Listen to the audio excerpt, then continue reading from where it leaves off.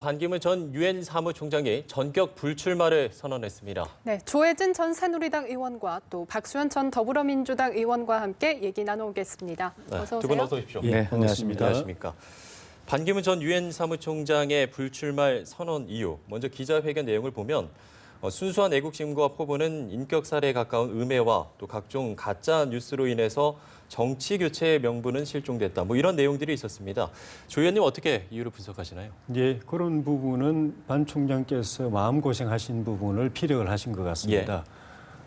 심지어 인격 살해에 가까운 음해라는 표현까지도 했습니다. 사실은 그동안 반 총장님에 대해서 전개됐던 여러 가지 이 검증들은 저희처럼 이렇게 정치판에서 정치를 오래 이렇게 해온 사람들은 사실 그냥 평범하고 일상적인 건데 정치권 밖에서 들어왔던 공직 생활을 해오셨던 분들한테는 굉장히 견디기 힘든 그런 그 검증 과정이었던 것 같습니다. 표현을 그 정도로 하실 정도면 그것이 정신적으로는 굉장히 힘들었던 것 같고 객관적으로는 유엔 총장 하면서 출마를 결심하게 됐을 때는 국내 여론조사에서 압도적 1위를 달렸고 그래서 들어오면은 대통령 당선 가능성이 굉장히 높다라고 봤기 때문이거든요.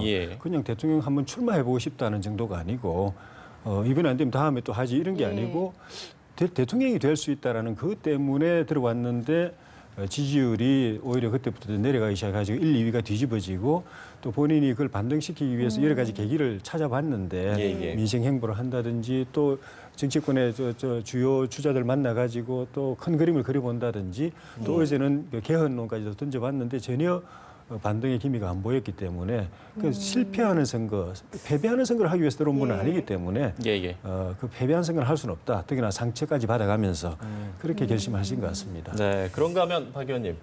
일부 정치인들의 구태의연하고 편협한 이기주의적 태도는 지극히 실망스러웠고 결국 이들과 함께 길을 가는 것은 무의미하다. 이런 판단에 이르렀다. 이런 내용도 있었거든요. 어쨌든 불출마 선언에 대해서 굉장히 안타까운 것은 틀림없는 사실이고 또 저는 개인적으로 반 전 총장께서 정치보다는 나라의 어른으로서 국민 정신을 좀 바로 세우고 또 세계 평화나 이런 데 봉사함으로써 남북 관계의 개선에 역할을 하심으로써 그런 역할을 하시기를 바랬는데 정치를 하시게 됐으므로 기왕에 잘 하시기를 바랬는데 뜻하지 않게 접게 되는 것은 안타깝고 또 반기문 총장을 지지했던 많은 국민들께도 또 위로의 말씀을 드려야 될 것은 틀림없습니다. 그러나 그런 불출마 선언을 하면 사실 말씀을 보면 사실은 상처가 굉장히 너무 크셨구나 느낄 수 있는 게 사실은 굉장히 그 아픈 말씀을 좀 표현이 과한 표현으로 좀 하신 거 아닌가 이런 생각이 들거든요. 정치가 이 정도인 줄 몰랐는가 하는 생각도 들고요.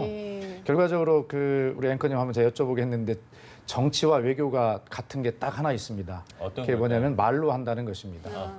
그런데 굉장히 다른 것이에요. 말로 하는 같은 점이죠. 뭐냐면 외교라고 하는 것은 나와 남을 정확히 구분해서 나의 이익만을 극대화하는 일들을 하면 되거든요. 극단적으로 비교를 하면. 그러나 정치는 나와 남이 아니라 모두 우리입니다. 그렇기 때문에 그 우리를 나와 남으로 구분하지 않고 어떻게 이 가치를 권위적으로 분배할 것인가 이런 것이 정치인데 아마 외교만 해온 반기문 전 총장 입장에서 보면 그러한 고도의 여러 가지 기술들이나 가치들이 필요한 정치를 아직 이해하기에는 굉장히 좀 낯설었지 않나 이런 생각이 들고 또 설 연휴를 지나면서 지금 나오고 있는 각종 여론조사가 사실은 반기문 전 총장 입장에 보면 지금 개헌이나 여러 가지 지금 이런 것들에 대해서 모두 거부를 당하는 입장에서 자기 자신의 이 떨어지고 있는 지지율을 반등시킬 만한 모멘텀을 지금 마련할 가능성이 없어 보였거든요. 그러면 향후에 한 일주일간 설후 여론조사에서 계속 떨어질 것이 예상이 되는 와중에 더 큰 상처를 받기 전에 지금이 적기다라고 해서 오늘 아마 전격적으로 판단하신 것 같습니다. 그러면 2007년에 고건 전 총리나 또 2012년에 안철수 전 대표에 이어서 어떤 비정치인의 한계를 좀 드러냈다고 볼 수 있을까요? 그래서 저는 아까 조혜진 의원님과도 밖에서 그런 얘기를 나누었습니다만 결과적으로 소명의식이라는 것이 반드시 필요합니다. 정치인들이 또 정치가 아무리 국민들로부터 유권자로부터 비판을 받는다 하더라도 정치는 정치에 대한 소명의식을 가진 직업 정치인들이 해야 맞다 이런 생각을 합니다. 그런데 그런 정치인들의 역할을 잘 못하다 보니까 굉장히 어떤 공직사회나 이런 데서 업적을 많이 쌓은 외모가 화려한 그런 분들이 정치에 들어오면 아마 국민들의 희망을 이루어줄 것이다라고 하는 막연한 기대가 있어서 일시적인 지지를 얻지만 결과적으로 그분들이 정치 직업 정치인만큼 정치에 대한 소명 의식이 있는가 이런 것들에 대해서 좀 다시 한번 보여준 케이스인데 고건 전 총리도 굉장히 훌륭하신 분이셨지만 그 상황을 극복하지 못했지 않습니까? 정치인들은 사실 욕을 많이 먹고 혼이 나도 자기가 가진 소명 의식 때문에 자기 길을 가는 것이거든요. 그것이 어떤 개인의 정치 욕심이 아니라 그런 측면에서 보면 앞으로 정말 이 직업 정치인이라고 하는 많은 인재들이 좀 길러지고 그렇게 정치계 많은 인재 충원들이 그런 식으로 이루어지고 국민께서도 정치인, 정당이라고 하는 직업에 대해서 정말 격려해주고 이런 나라가 그런 사회가 됐으면 좋겠다는 생각을 해봅니다. 예, 뭐 말씀하신 것처럼 지지율이 생각보다 안 나와서 등을 돌렸을 수도 있고요. 혹은 귀국한 지 20일 안에 정치에 대한 한계를 느껴서 포기를 했을 수도 있는데 궁금한 점은 왜 굳이 이 시점에서 포기를 했을까 궁금하거든요. 어떻게 보세요? 지금 오늘자에까지 나온 예. 그 지지율 보면은 계속 떨어지고 있었습니다. 예. 이 지지율도 본인 자존심이나 명예심으로서는 사실 견디기가 쉽지 않았을 거예요. 아시는 것처럼 작년 말까지 유엔 사무총장 현직에 계실 때 압도적으로 1등으로 계속 나왔거든요. 1, 2위가 뒤집힌 것도 본인으로서는 굉장히 의외고 이게 내심으로 상당히 충격적이었을 것 같아요. 근데 그 뒤에도 계속 빠져가지고 오늘자 여론조사는 문재인 후보보다 절반도 안 되는 상황이 됐거든요. 이거는 대선 후보의 가능성이 가물가물 이제 물 건너가는 걸 떠나가지고 유엔 사무총장 세계 대통령을 지낸 분으로서 자기 조국에 돌아와가지고 대선판에 뛰어들었는데 예. 저 하프도 안 된다, 절반도 안 된다라고 하는 것 자체가 벌써 이제 명예에 상당한 손상을 가져오고 여기서 더 떨어진다고 한다면은 대선에 더 참여하는 것 본인이 아직 출마 선언도 안 하셨지만은 예. 출마 참여하는 것도 무의미하지만은 앞으로 본인이 살아가야 될 외무부 장관으로서의 명예 또 유엔 사무총장으로서의 명예마저도 손상을 입을 수 있고 또 가족들도 마음고생이 심하고 그런 것들 때문에 그런 거 아닌가 싶고 사실은 본인 그 반 총장께서 구정 여론까지는 보셨던 거는 구정 여론에서 혹시라도 반등의 기미가 보이면은 그 전까지 본인이 뭐 비전 발표도 하고 기자회견도 하고 하시면서 본인 나름의 카드를 반등의 카드는 던져 보셨거든요. 그리고 그 끝나자마자 다시 또 이제 그 주요 주자들 만나가지고 큰 그림도 한번 그려보고 또 어제 그 개헌론도 던져보고 했던 것은 반대의 기미가 조금이라도 보이면 출마 선언을 하시려고 했던 것 같아요. 그런데 안 보이니까 출마 선언하고 그 뒤에 다시 불출마하는 것보다는 출마 선언 안 한 상황에서 그냥 하는 게 좋겠다고 생각하신 것 같아요. 예. 이렇게 반기문 전 총장의 중도 하차로 인해서 그야말로 대선 구도가 크게 출렁일 것으로 예상이 됩니다. 일단 이 보수에서는 황교안 대안론이 급부상할 것으로 좀 예상이 되거든요. 어떻게 보십니까? 예, 보수 진영은 탄핵으로 인해서 많은 이제 그 낙담 또 참담한 상황이지만은 보수 정치 자체가 맥이 끊어지면 안 되기 때문에 그리고 보수 진영에서 볼 때는 지금 대세론이라고 달리고 있는 문재인 후보에 대한 불신, 불안감이 굉장히 크거든요. 거기 정권을 맡긴다는 거는 쉽게 결정하기 어려운 상황이어서 보수 정치가 새로 살아나기 위해서도 그렇고 또 다른 측면에서도 보수 진영은 이번 대선을 포기하지 않고 다시 이제 결집을 할 텐데 결집을 할 때 결국은 그 한 사람으로 반 총장께서 계속 가셨다 하더라도 최종적으로는 어느 한 사람으로 이제 단일화가 될 것으로 봤는데 반 총장이 빠지신 상황에서는 지금 나와 있는 바른정당의 유승민 전 대표 또 남경필 지사 그리고 이제 황교안 대행이 이제 나오느냐 마느냐 나오시면 3명 중에 한 사람 지켜보다가 이제 결국 보수정이 한 사람 선택해가지고 이제 표 몰아줄 텐데 황 대행이 나오시느냐 마느냐가 이제 다 주목에 또 관심사가 되고 있는데 황 대행도 마음은 있으신 것 같아요. 주변에서 또 이제 많이 권할 거고 반집 총장도 빠졌으니까 당신이 대안이 돼야 된다고 많이 권할 거고 새누리당 같아서는 공개적으로 또 구애도 하고 있는 상황인데. 근데 본인 마음은 있으면서 또 한편으로는 반기문 유엔 사무총장 세계 대통령이라는 자리까지 지낸 분이 20일 만에 거꾸러지는 거. 그리고 정치권에서는 일상화되어 있는 그런 검증도 본인으로서는 굉장히 충격적으로 받아들이고 견디지 못하고 이렇게 스스로 거둬들이는 그 현실도 아마 보고서 뭐 다른 부분도 뭐 심판하다가 선수로 뛰어들면 되느냐부터 해가지고 여러 가지 사실 부담이 되는 부분도 있는데 반 총장이 중간에 20일 만에 하차한 것이 본인에게 기회도 되지만 또 본인이 저 전체를 밟게 되지는 않을까라는 데 대한 두려움도 가지고 고민할 것 같습니다. 의원님은 앞으로의 대선 판도가 이 문재인 더불어민주당 전 대표의 대세론이 굳어지는 결과를 낳을지 아니면 황교안 총리나 유승민 바른정당 의원의 부상론이 부상을 불러올지 이런 점에서 이제 관심을 모아지고 있는데 어떻게 보세요? 두 가지 다 가능합니다. 네. 이것은 그 보수, 진보, 지금은 여야 모두에게 영향을 미칠 가능성이 있습니다. 예. 우선 그것을 설명하기 전에 우리 조혜진 의원님께서 보수에서는 문재인 전 대표를 상당히 불안하게 본다 이런 말씀하셨는데 어쨌든 문재인 대표의 현재 지지율은 굉장히 오랫동안 콘크리트 바닥에서 정말 찬바람을 맞아가면서도 예. 어쨌든 검증을 받아오면서 쌓인 지지율이기 때문에 크게 불안하지 않으셔도 좋겠다는 말씀을 먼저 드리고요. 우선 여야에 많은 영향을 함께 미치겠다고 제가 예상을 했는데 예. 우선 지금 여권에서는 조혜진 의원님도 말씀하셨지만 보수에서는 당분간 반기문 전 총장 정도의 대안이라도 다시 찾아내기 전까지는 우선 첫째로 실현 가능성이 있던 없던 간에 황교안 대안론이 당분간 아마 유지될 것이다 이런 생각을 하면서 그 와중에 지금 그 유승민 전 원내대표나 남경필 지사나 이런 분들이 과연 그 어떤 행보를 보이느냐에 따라서 이 황교안 권한 대행과 이런 것들이 이제 아마 겨루게 될 텐데 예. 아마 당분간 황교안 대행의 어떤 부상이 유지될 것이다 여권에는 그렇게 봐지고요. 그다음에 야권에서는 사실 지금 반기문 총장이 사라짐으로 인해서 중도나 약간 보수 쪽에 있던 국민들, 반기문 총장을 지지하던 이 국민들의 마음을 누가 얻느냐인데 이분들이 그냥 보수 쪽으로 간다는 보장이 없어요. 지금은 예. 정권 교체를 바라는 국민의 여론이 훨씬 많은 것입니다. 그분들도 정권 교체를 바라고 새로운 대한민국이 만들어지길 바라는데 그것을 반기문을 통해서 이루기를 바라는 것뿐이거든요. 그렇다면 문재인 더불어민주당 전 대표나 안희정, 이재명, 이 시장 등 야권의 후보들이 안철수를 포함해서 어떠한 앞으로 메시지를 통해서 이 중도층에는 반기문 총장을 지지하던 분들의 마음을 흡인할 수 있는가라고 하는 그런 어떤 메시지에 따라서 굉장히 야권에도 요동치는 영향을 미칠 수 있다. 특히 안희정 지사는 반기문 총장과 함께 충청 대망론 지역이 겹치지 않습니까? 예. 그런데 그런 측면에서는 안희정 지사가 약간 그런 지역적 어떤 유리함을 얻을 수 있는 그런 요소도 있는 것이거든요.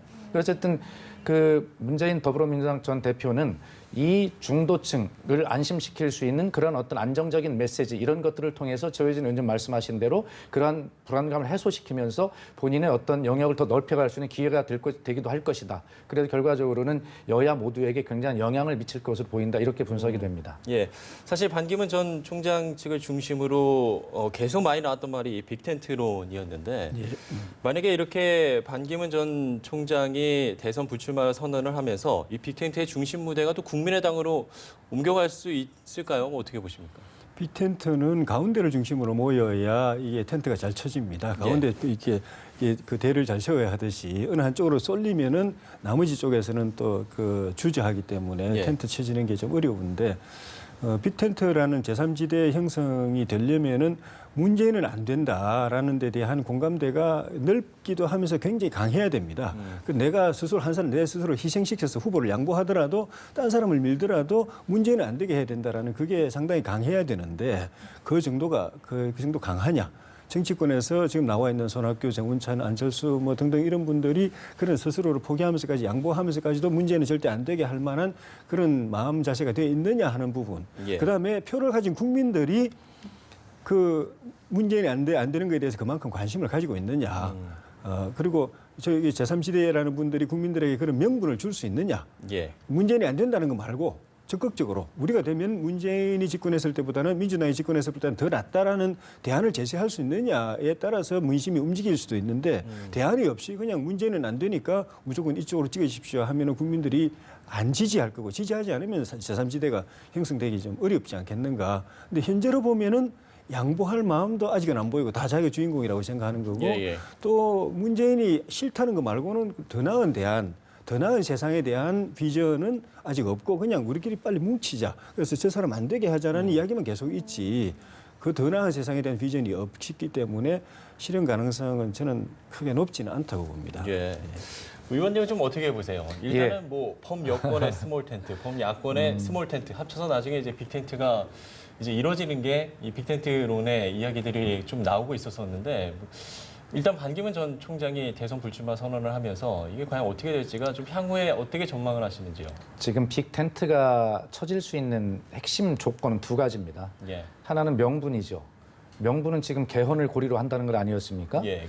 두 번째는 사람입니다. 명분이 아니라면 사람이라는 것은 아주 굉장히 높은 지지율을 가진 한 사람이나 그 지도자가 누가 있어서 가운데 기둥을 세게 받고 그 주변에 사람들이 모여치는 이제 제3지대 텐트 이런 텐트가 이렇게 쳐질 수 있는데 지금 두 가지가 다 불명확해졌습니다. 우선 개헌이라고 하는 명분은요.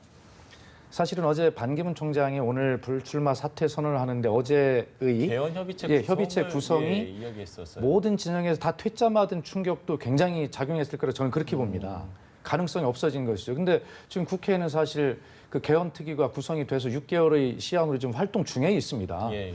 그런데 그것을 대선 전에 갑자기 또 하자라고 갑자기 들고 나오는 것은 이것은 반기문 총장 입장에서는 떨어지고 있는 지지율을 반등시키기 위한 정략적 목표이거나 정계 개편을 하기 위한 이런 정치적 목적이었거든요. 근데 그걸 다 이미 알고 있기 때문에 그건 안 됐어요.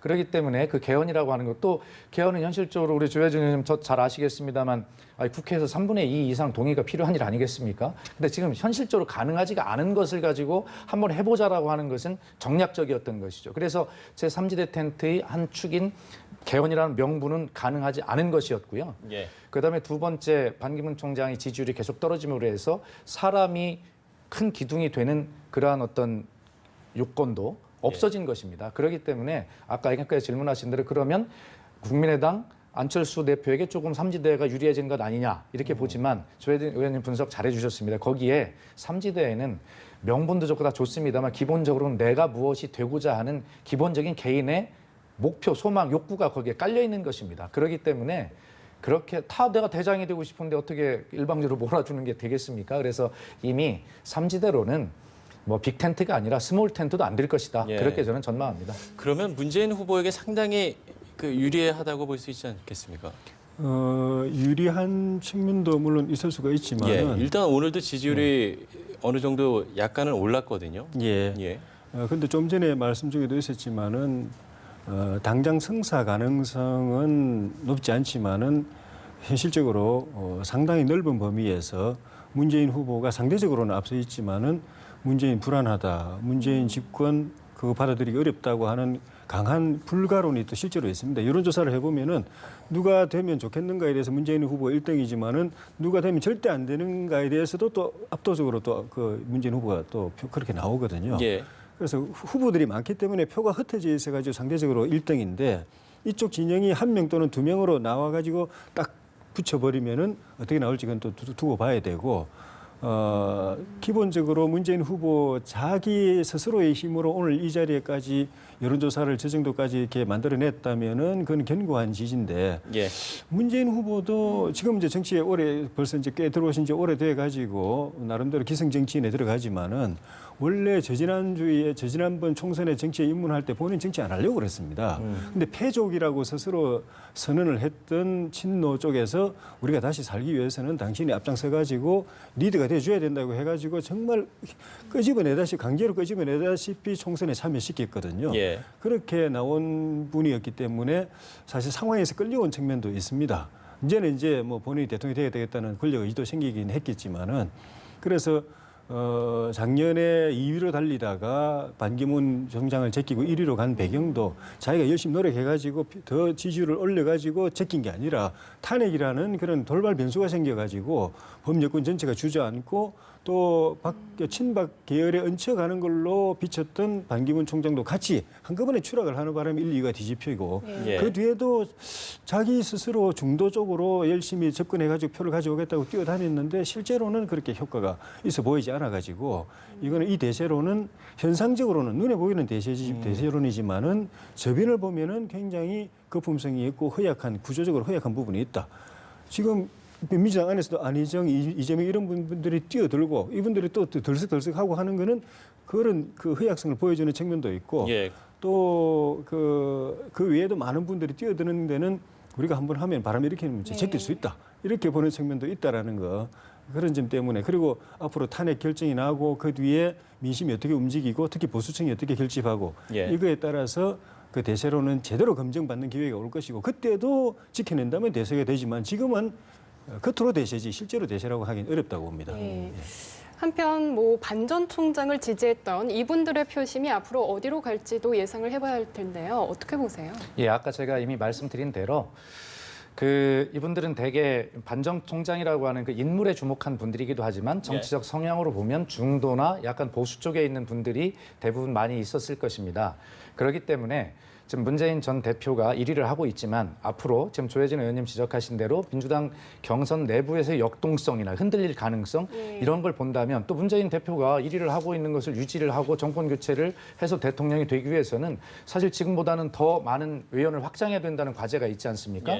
그렇기 때문에 문재인 대표로서는 과연 이 반기문 총장을 지지하던 이 중도 진영이나 보수에 있던 이분들의 표심을 어떻게 얻느냐. 그것은 메시지거든요. 어떤 정책적 메시지를 통해서 이분들의 마음을 얻는 행보가 굉장히 중요할 것이다 이런 생각을 가지고 있고요. 지금 민주당 내의 경선에 새롭게 도입되는 제도가 결선 투표제라는 게 있습니다.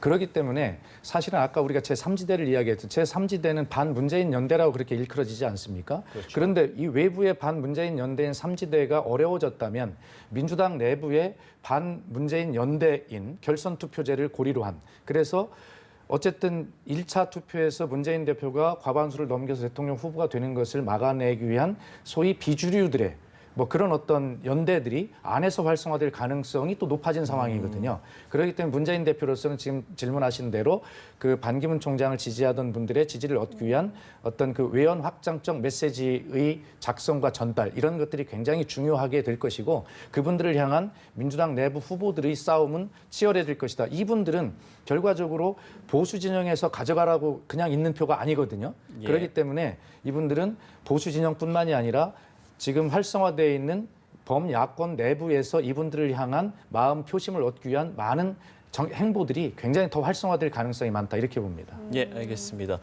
네, 반기문 전 유엔 사무총장의 전격 불출마 선언과 관련해서 정치권 이야기 조혜진 전 새누리당 의원, 또 박수현 전 더불어민주당 의원과 함께 이야기 나눠봤습니다. 두 분 말씀 고맙습니다. 감사합니다. 고맙습니다.